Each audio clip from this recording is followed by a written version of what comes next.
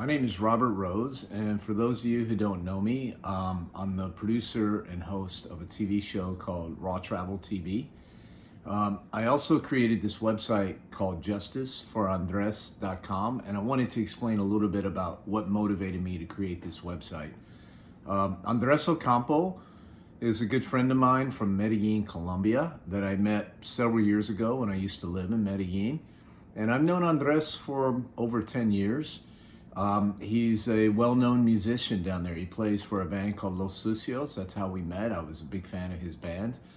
And basically, since I've known Andres, he's always been just really kind-hearted, truthful, never exaggerates, just a good guy, and cares a lot about the world that he lives in, and especially his country, Colombia. And a lot of his songs reflect that. They're very socially conscious and take into account, the average common human being in Colombia, and speaks truth to power, really. Anyway, Andres has relatives here in the United States. His mother actually lives here where I live in New York City. And so Andres would come to New York from time to time to visit his mother, and I would see him then. And then when I go to Colombia, I always see Andres. Andres has always impressed me by his DIY, do-it-yourself work ethic, and he created a concert venue there in his neighborhood in Castilla, in Medellin, Colombia. It's kind of a rough and tumble neighborhood to the north of Medellin, outside of the tourist zone. It's working class, very working class. And he created this venue called El Sub with some of his friends, and it's just amazing what they've done there. And he also has 2 children in Medellin. Andres was visiting on June the 4th, 2019, was due to visit his mother. And when he landed at JFK Airport and he was going through immigration, he got flagged for his luggage to get searched. And when they searched his luggage, they found something that would eventually lead them to not let him into the country.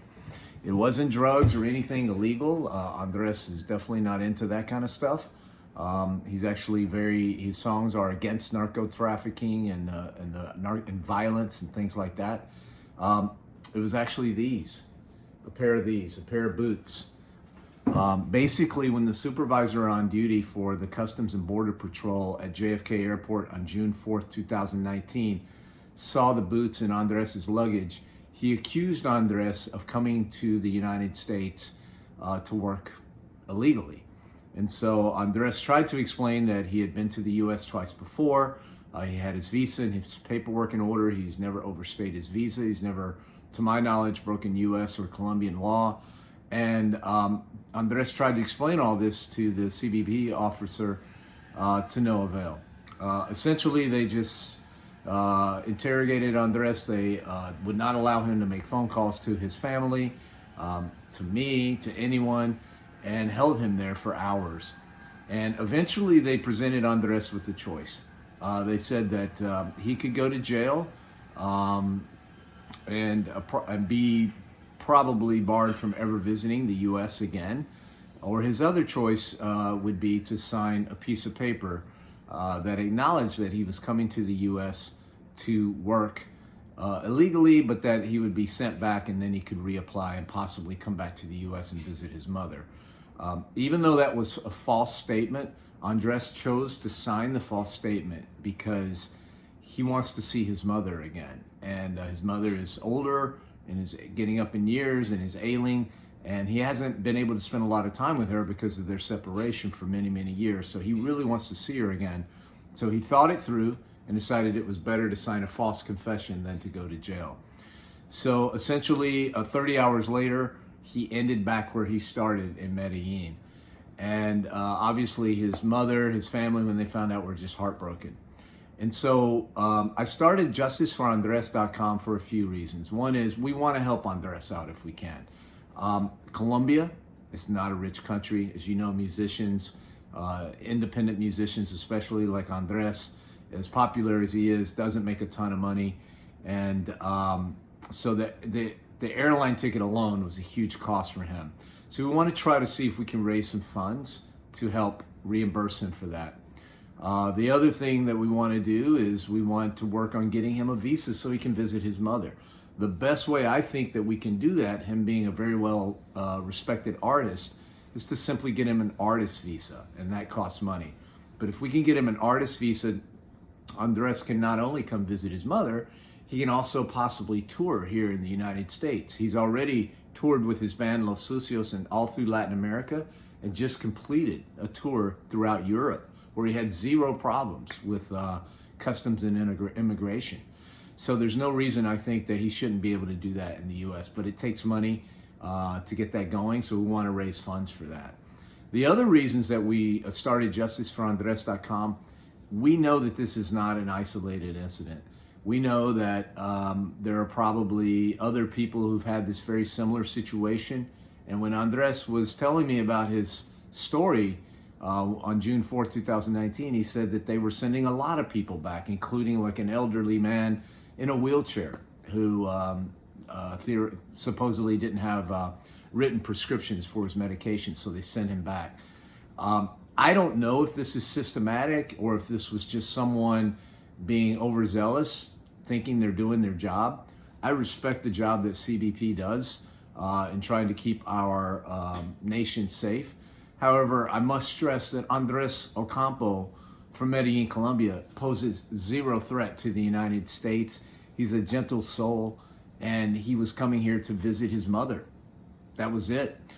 He has family in Medellin. He has a well-rounded life in Medellin. He has a business there. He doesn't want to live here either. He just wants to visit his mother. And so we know that this is probably not an isolated incident. So we thought if we start this website, maybe people will share their stories with us.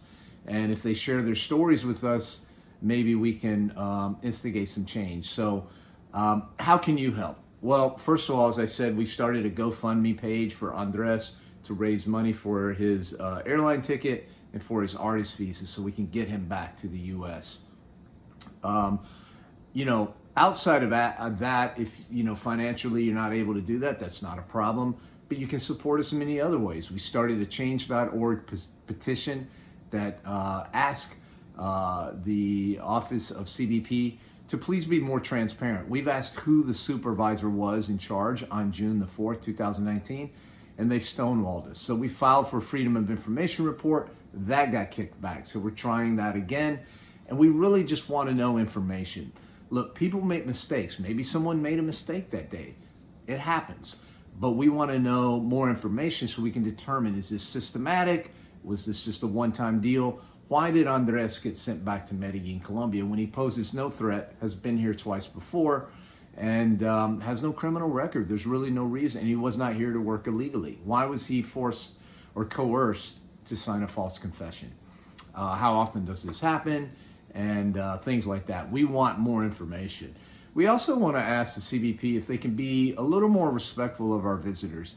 The thing that I've observed when I've come in, I've traveled to, 70 plus countries the past few years. And the thing that I've observed as I've hit the Border Patrol here in the United States is kind of a rude treatment of our visitors. A little bit of like what you can't do, yelling and things like that. It's a secure environment, so I get that.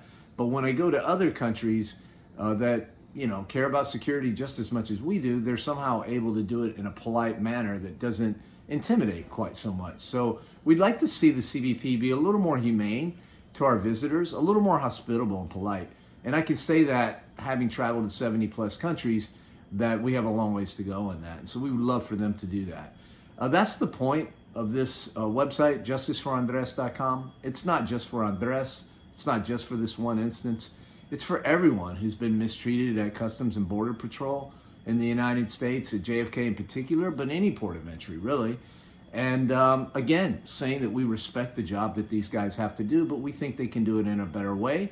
And we think there's a more fair way to determine if someone comes into the country or not than if they have these in their luggage. This is not illegal. So I hope you guys will help us. As I said, if you can help us financially, thank you. If you can't, we understand. It's no problem.